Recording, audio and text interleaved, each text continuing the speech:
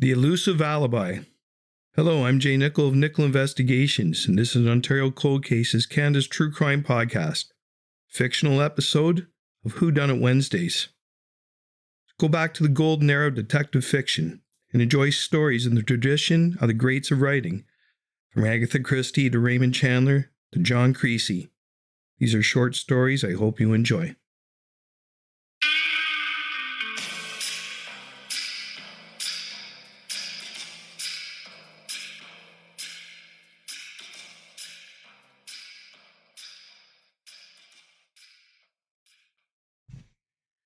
The Elusive Alibi, Chapter 1, The Velvet Shadow.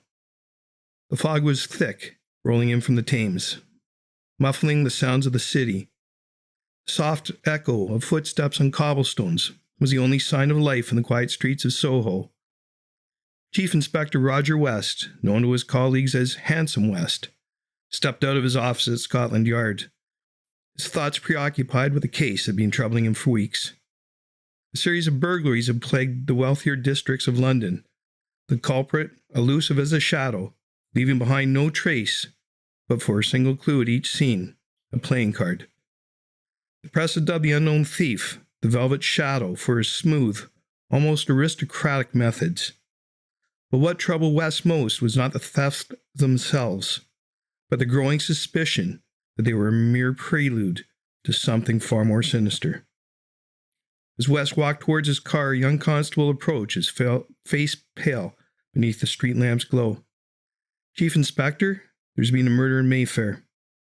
Lady Evelyn Hargrave. She's dead, sir." West's heart skipped a beat. Lady Hargrave was well known in society, not just for her wealth, but for her involvement in several charities. She was the last person one would expect to be involved in anything untoward. "Has the scene been secured?" West asked, already knowing the answer. "Yes, sir. The servants found her in the drawing room. The front door was locked. No sign of forced entry. And, sir, there was a playing card on her desk." West nodded grimly. The velvet shadow had escalated.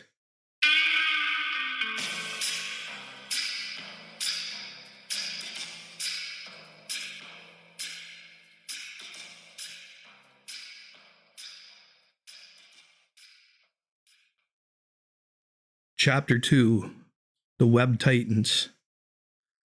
By the time West arrived at the Hargrave residence, the house was buzzing with police activity. He was met by Sergeant Mark Chandler, his trusted right-hand man. "It's a bad one, sir," Chandler said quietly as they walked towards the drawing room. Lady Evelyn lay slumped over her writing desk, a single bullet in her chest. The room was untouched, save for the open drawer where her personal revolver had been kept. West's keen eyes swept the room, noting the absence of struggle. The only item out of place was the ace of spades, carefully placed beside her hand. "No forced entry, no struggle," West mused aloud. "This was planned, methodical." "The revolver's hers," Chandler added, "but no fingerprints. The killer was very careful." "Too careful," West murmured. He knelt beside the body, examining the card. The Velvet Shadow. But why murder? Why Lady Hargrave? "Perhaps she caught him in the act," Chandler suggested. "Perhaps," West replied, though his instincts told him otherwise. There was something more to this, something personal. His thoughts were interrupted by the arrival of Lady Hargrave's solicitor, Mr. Richard Selby. A thin, nervous man, Selby looked as though he hadn't slept in days. "Inspector," he stammered, "I came as soon as I heard. This is a tragedy." "Indeed," West replied, studying the solicitor closely.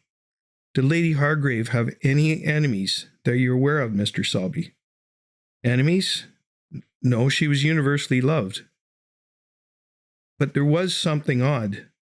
A few days ago she mentioned receiving a threatening letter. I advised her to inform the police, but she dismissed it as a prank."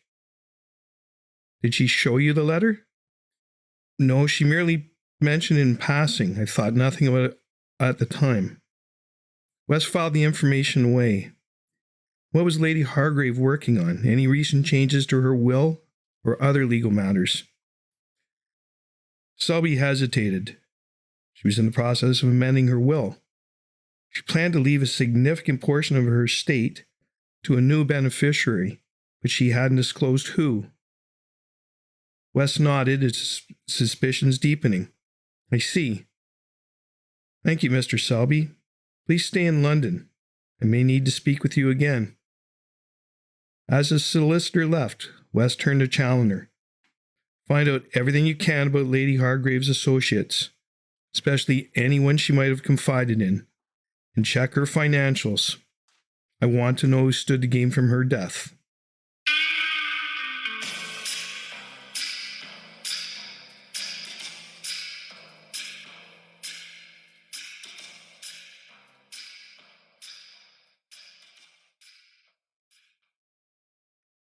Chapter 3.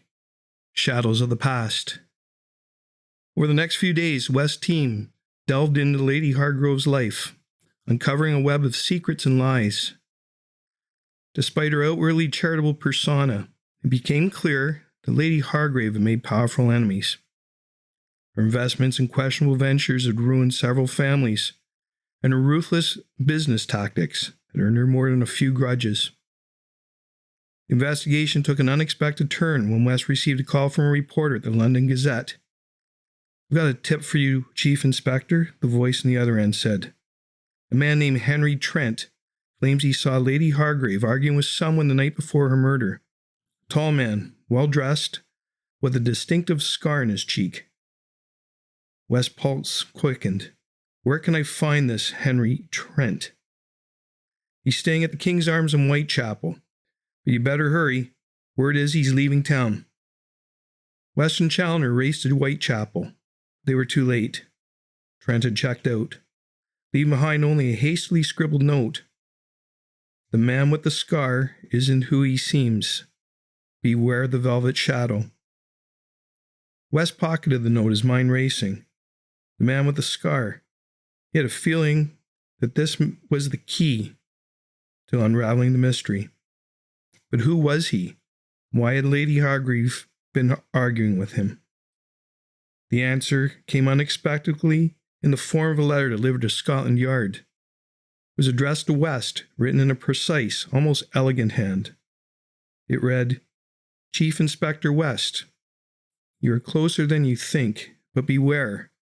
The truth is more dangerous than you realize. The velvet shadow is not what he appears to be. Follow the man with the scar, and you will find the answers you seek. Yours truly, an old friend. West stared at the letter, his mind reeling. Who was this old friend? And why were they helping him? One thing was clear.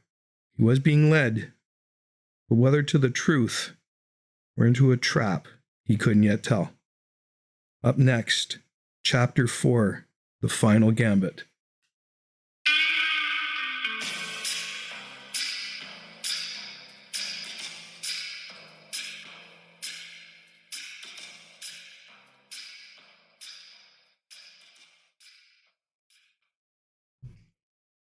Chapter 4, The Final Gambit.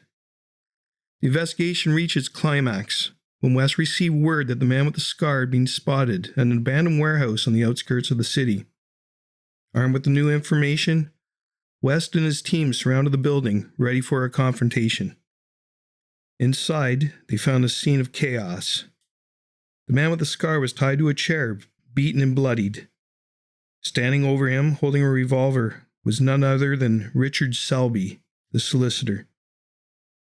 Drop the gun, Selby, West ordered, his voice calm but firm. Selby turned, his eyes wild. You don't understand, West. This man, he's the Velvet Shadow. He killed Lady Hargrave. And he planned to kill him in cold blood, West asked, stepping closer. He deserved it. He blackmailed her, threatened to ruin her. She was going to cut him out of the will. He had everything to lose. West nodded slowly. But why the playing cards, Selby? That doesn't fit with the blackmail scheme. Selby hesitated, his hand trembling. It was all part of the plan. To confuse you, to throw you off the trail. I needed time to cover my tracks. "In the letter I received," West pressed. "That wasn't for me," Selby admitted, his voice shaking. "I don't know who sent it, but it wasn't me." Before West could respond, there was a loud crash as the warehouse door burst open. A figure stepped inside, cloaked in shadow. "Selby, you fool," the figure said in a voice that sent chills down West's spine. "You were never meant to kill him." The figure stepped into the light, revealing a woman with cold, calculating eyes. West recognized her instantly.